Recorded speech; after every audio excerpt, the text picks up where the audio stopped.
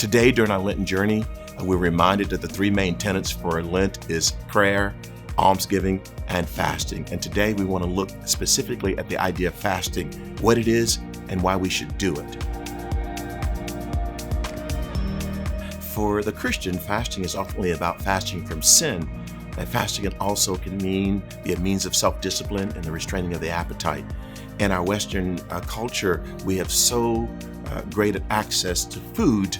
Fasting is a great way for us to pull back from those things that are readily available from us so we can focus more upon God. Still, the issue might be, why fast? Fasting reveals our dependence on God and not the resources of the world. Fasting also can be a means of saving resources to give to the poor.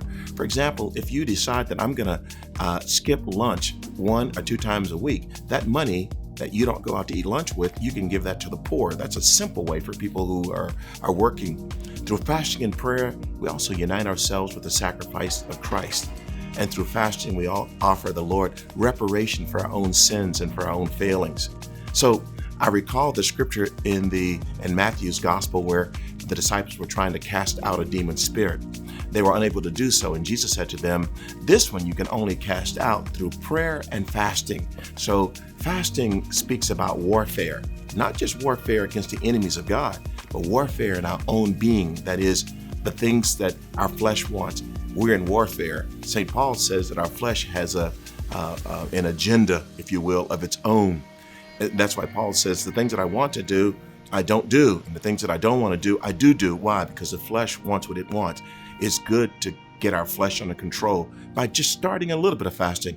It's very difficult for some people to fast from food or from drink, but even just a little bit reminds us of the sufficiency of Christ to get our flesh in subjection to the things of God, reminds us about we owe everything to God and that God provides everything for us. To restrain ourselves is a powerful thing that makes us attentive to the Son of the living God. And finally, fasting unites us with Christ's own sacrifices and gives us a deep appreciation of the blessings in our lives. It's easy, particularly for those of us in the West, to forget how rich we are materially. But fasting reminds us, away from food and away from even the internet and other things, reminds us how much we have. And we miss those things, so it reminds us to turn our hearts toward God in a thankful way.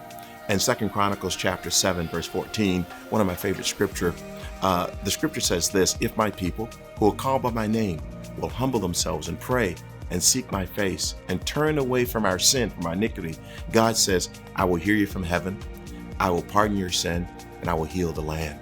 So as we continue on our Lenten journey, may we reflect upon the goodness of God. The scripture that I'm focused on during this whole Lenten season is this: the Lord is good and his mercy endures forever. God bless you.